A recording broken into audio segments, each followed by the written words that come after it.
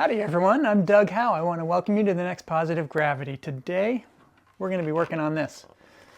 This is the end product, finished bowl. So this video, we're going to do the second turning on this bowl. I have another video that shows the first turning when this was a wet piece of wood. And I'll link that somewhere here, and I'll also put a link in the video description to that first video so you can watch that.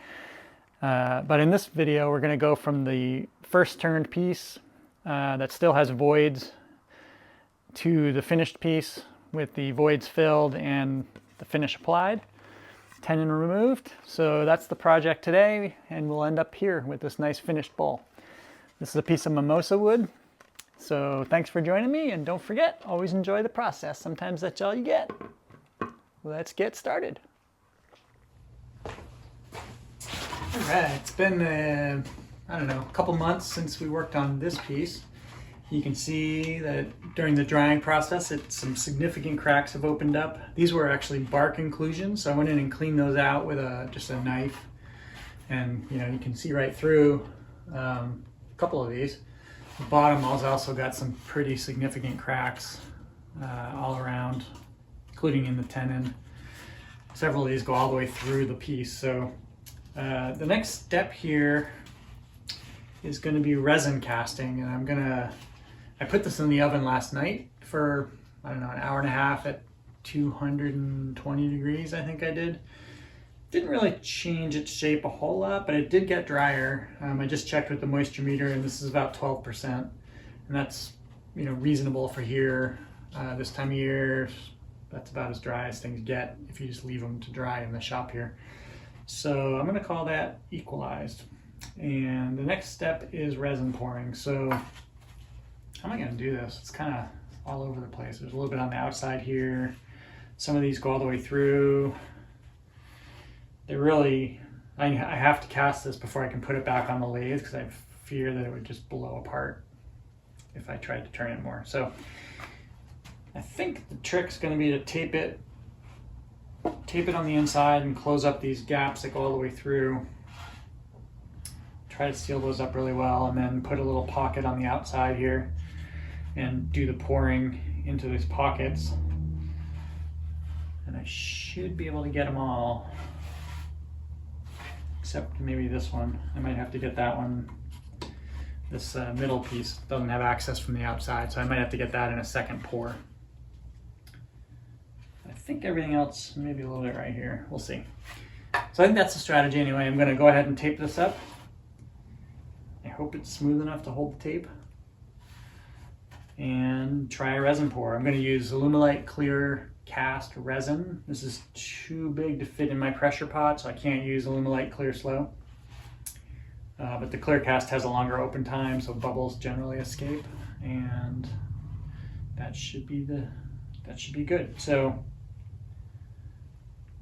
I'm going to go for it. I'm going to use black. I think just black. Charcoal colored resin. I'm not going to use any metallics or anything else. I think I'm just going to go plain on this. All right, that's the plan. That's the ticket. And once I get this poured and ready to go back on the lathe, I'll bring you back. All right, so I got this back from resin casting, and I put it on the lathe here and turned it a little bit just to clear out some of the junk so we can see what's going on. And you can see all the resin casting is done. I filled in a little bit here, all this crack. Big pit in the bottom right here is filled. This is filled. A little bit right here is filled. And similar on the back. This crack goes all the way through, so that's similar on the back. Same on over here. This crack goes all the way through, so it's filled on the back. So the next step now is to turn this the rest of the way. It needs to be thinner. Because I have branches, spots here, and I've got some resin on the bark and stuff, I think I'm just going to use my sander and take the outer bark off all the way around and smooth this off so it'll look a little more natural. If that's a thing. I'm going to work on it, change it, and make it look more natural. You know what I mean. yeah, so we'll get rid of all these little tape bits. We'll get rid of any, deformities from the resin casting, get rid of all this stuff on the bark, get rid of this little bit of paper towel, get rid of all this cracking. This might need a little bit of CA glue right here. Maybe a little bit right here and right here. So just a little bit of touch up and some more turning. So I think the next step anyway is to turn. I got to try to turn the outside a little bit more, smooth this out, and then I'll come to the inside and work on that. So those are my next steps. Off we go. All right, we're gonna try a jam chuck on here, see if we can do a little bit of work on the outside. Make sure our tenon is round.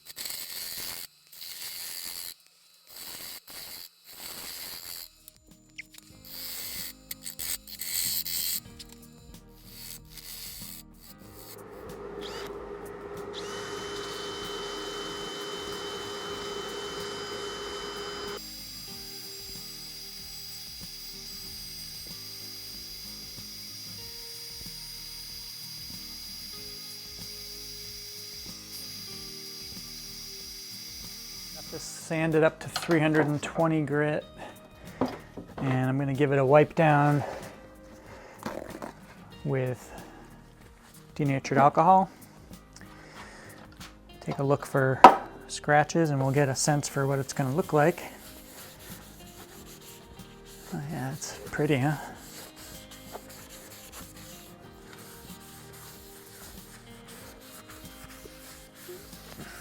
It's not looking too bad.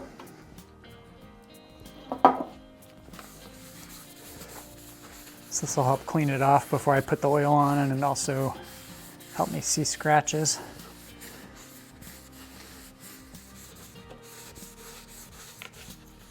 All right, that dried really fast. Difficult to tell if there are scratches I need to deal with, but I didn't see anything. So I'm gonna go ahead and put the first coat of oil on. That'll probably make things a little bit more apparent.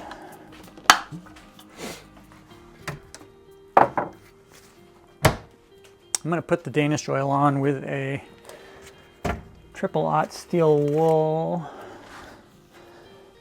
So I usually just take a pad like this one, just cut a piece off. Once it gets the oil on it, it's pretty much terminal for the steel wool, so rather than waste a whole pad, I can usually get by with just a third or a quarter. And to do this, I'm just going to put the Danish oil on and just rub it on. First with my hand. Wow, look at that, beautiful.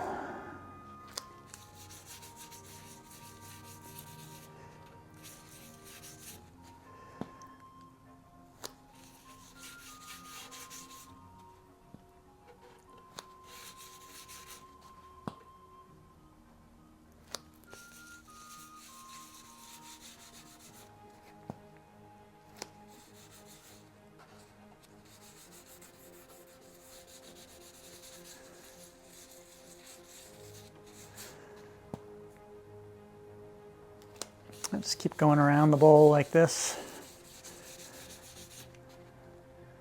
adding adding oil wherever it's been absorbed fully, which will probably be just about everywhere. This wood is really porous. Even though it's kind of hard, it's has big pores, and so I won't be surprised if this drinks up a fair amount of oil.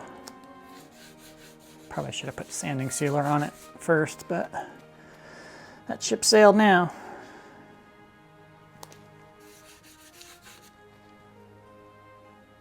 I'm going to be taking this bark off, I'm pretty sure, so I'm not going to worry too much about oiling the bark, but I do want to oil all of the sapwood.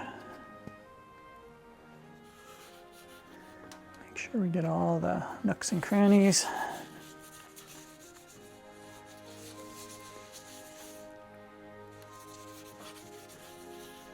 All right, and we're back to where we started. I'm going to go ahead and get the foot while I'm here.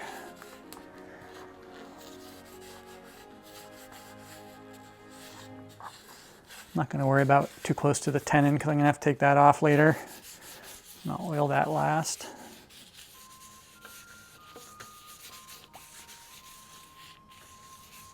All right. Now that I have that on there, I'm going to put some oil on this steel wool. I'm just going to use this to gently move the oil around, kind of trying to go with the grain where I can. Gentle over the resin areas, you don't want to scratch those up unnecessarily. Just light pressure.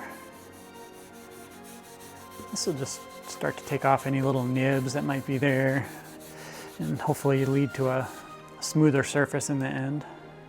Felt pretty darn smooth right now, but especially in the second and third coats of oil, once the oil has set up on the wood and kind of hardened, I think the steel wool does a good job on those subsequent coats, taking down any raised areas and just giving a nice smooth finish.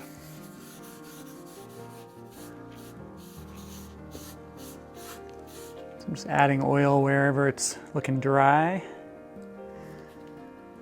Usually that's here on the end grain. This one seems to be drinking up oil just about everywhere. This is really pretty in here. This wood is weird to work with when it's wet, but once it starts to dry and set up, it becomes a lot more manageable to work with, and it's got some really pretty texture to it, and the contrasting heartwood and sapwood is really beautiful. Cracks quite a bit, and where tree branches come together, you get these big bark inclusions, but I like that because I can decorate, add some color or add black. It's a chance to put a little bit of myself into the piece.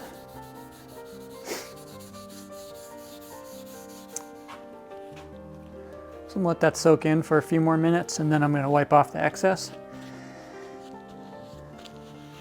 And then I'm gonna set it aside till tomorrow. So I'm gonna let this harden overnight, and then spin it around, attach it by the tenon. All right, we're back. It's been a few days actually. I put 2 coats of Danish oil on the outside, and so I flipped it around, attached it by the 4-jaw chuck, and I've got just a little bit of a jam chuck situation here to give it a little extra stability. The next step is to come in with the gouge and try to put take a little bit more off this wall thickness. It's pretty thick right here. Just check. I think I need to take about the same amount off. It's a little thinner right in this corner. That's probably reasonable thickness here.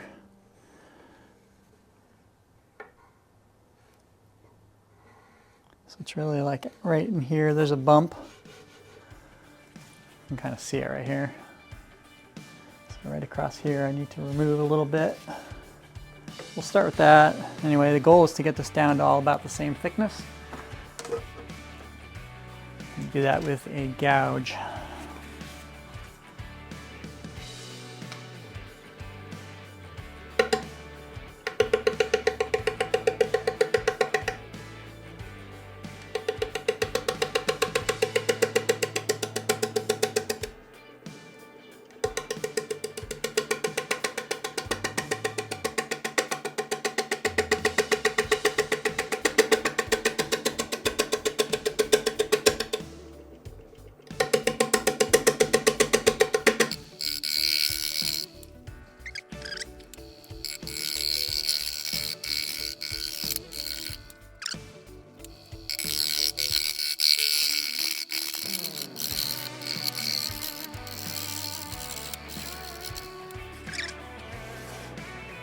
very uneven surface on the inside here. I'm going to have to do a lot of sanding.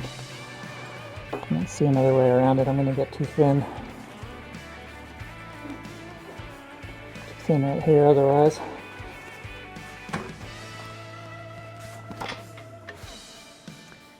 Alright, after quite a bit of sanding, gotten this up to 400 grit.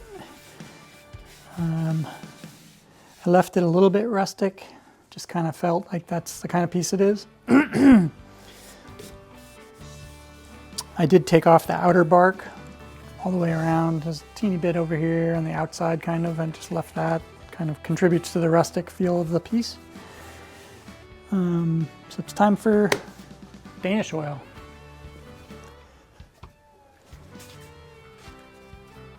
I'm going to use the same process I used on the outside, so we're just going to kind of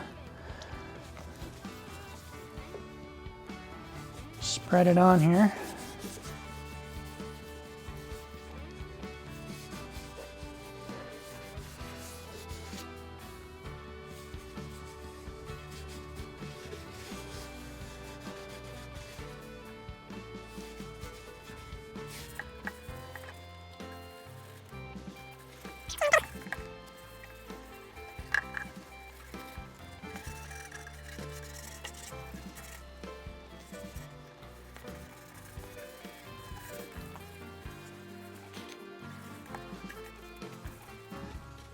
Just like the outside, I'm just adding it where where it gets fully absorbed. And like with every piece, that's usually on the end grain. You can just look for where the gloss goes away. I don't know if you can see it, but like down here, it's gone flat, so that means it's all absorbed. Just keep spreading it around. This one's quadruple aught.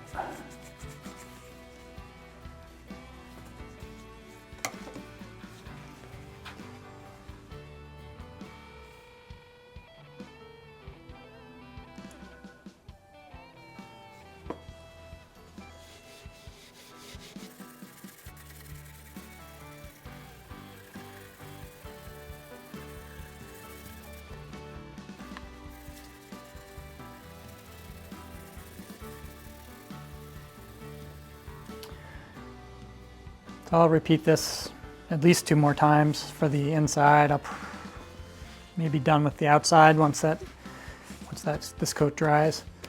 I try to just keep doing this until it's not really absorbing anymore. It's usually 2-3 coats. You can keep adding coats to build luster, but I haven't seen a whole lot of change after about 3 coats on most things.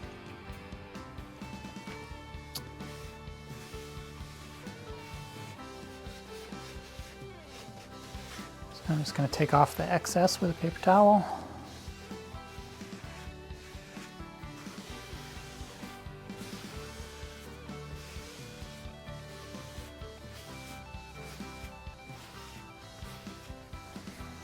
All right, that's going to be about it for this piece. Like I said, a couple more coats of Danish oil, same process. I might buff it after that on the BL buffing wheel. And I'll bring you back with the finished product shortly.